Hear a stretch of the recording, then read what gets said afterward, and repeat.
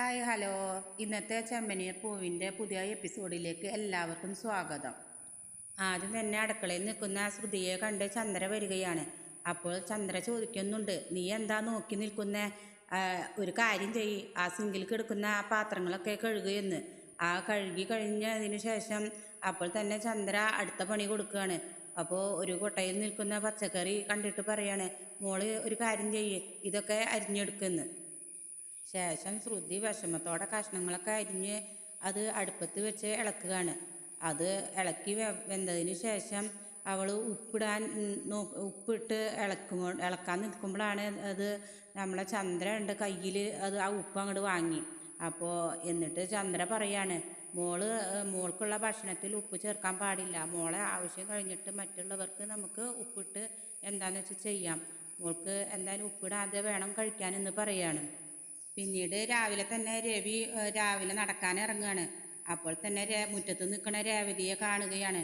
എന്താ മോളെ നീ ഇവിടെ നിൽക്കുന്നതെന്ന് ചോദിക്കുകയാണ്. അപ്പോൾ അച്ഛാ, ഞാൻ കോലം ഇടാൻ ഇറങ്ങിയതാണ്. അപ്പോൾ അമ്മ പറഞ്ഞു എന്നോട് ഇവിടെ നിൽക്കുക, നീ ഇപ്പോൾ ഇടണ്ട എന്ന് പറയാണ്. അപ്പോൾ അത് കേട്ട് സച്ചിയും വരുന്നുണ്ട്. അപ്പോൾ സച്ചിൻ ചോദിക്കുന്നുണ്ട് രേവതിയോട്, എന്താ നീ ഇടാത്തതെന്ന്. അപ്പോൾ രവി പറയുന്നു, കോലം ഇട്, എന്നാലേ ഇവിടുന്ന് രാവിലെ എല്ലാവർക്കും പുറത്തേക്ക് പോകാൻ പറ്റുമോ എന്ന് പറയാണ്. അപ്പോൾ ഞാൻ എന്താ ചെയ്യുക അച്ഛാ, അമ്മ എന്നോട് ഇങ്ങനെ പറഞ്ഞത്. അപ്പോൾ അത് കഴിഞ്ഞിട്ട് അപ്പം തന്നെ ചന്ദ്ര ശ്രുതിയെയും കൂട്ടി വലിച്ചുകൊണ്ട് വരികയാണ്. എന്നിട്ട് ശ്രുതിയോട് പറയുന്നുണ്ട് ഈ കോലം ഇടാൻ.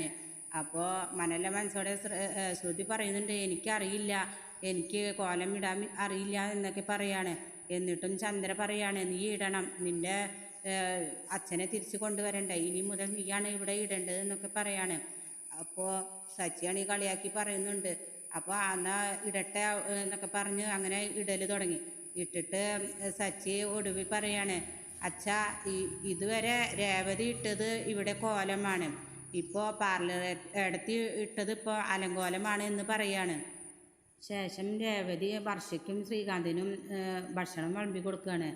അപ്പോൾ അവർ പറയുന്നുണ്ട്, നല്ല രസമുണ്ട്, നല്ല മസാലക്കറി, നല്ല പൂരി മസാല, ഇടയ്ക്ക് ഒരു റെസ്റ്റോറൻറ്റ് തുടങ്ങിയാൽ നല്ലതായിരിക്കും, നല്ല വെച്ചിട്ട് കയറ്റമായിരിക്കും, നല്ല മെച്ചപ്പെടുമെന്നൊക്കെ പറയണം. അത് കേട്ട് നമ്മളെ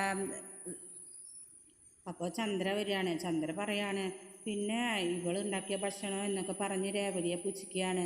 അപ്പോൾ ഇനി വേണം, ഇനി സച്ചി അത് കേട്ടിട്ട് ഇനി അതും കൂടി ഇട്ട് കൊടുക്കാൻ, ഇനി അതും വണ്ടിയിലാവും എന്നൊക്കെ പറയാണ്. ശേഷം എല്ലാവരും ഭക്ഷണം കഴിക്കാൻ ഇരിക്കുമ്പോൾ ശ്രുതി വരികയാണ്. ശ്രുതി വന്ന് പാത്രത്തിൽ പൂരി ഇടുമ്പോൾ സച്ചി പറയണേ, അത് പറ്റില്ല എന്നും പറഞ്ഞിട്ട് അവളെ കയ്യിൽ നിന്ന് പൂരി വാങ്ങുകയാണ്. അപ്പോൾ തന്നെ എല്ലാവരും പറയുന്നുണ്ട്, ശ്രുതി വ്രതം എടുത്തിരിക്കുന്നതല്ലേ, അപ്പോൾ ഇനി ഉപ്പിട്ട ഈ ഭക്ഷണം ഇങ്ങനത്തെ ഒന്നും കഴിക്കാൻ പാടില്ല, അപ്പോൾ ഉപ്പിടാത്ത കഞ്ഞി മാത്രമേ കഴിക്കാൻ പാടുള്ളൂ എന്ന് പറയാണ്. ശ്രുതിക്കാണെങ്കിൽ ഇത് കണ്ടിട്ട് എന്താ പറയുക, തിന്നാതിരിക്കാനും പറ്റണില്ല, ഇവരാണെങ്കിൽ തിന്നാൻ സമ്മതിക്കുന്നുമില്ല.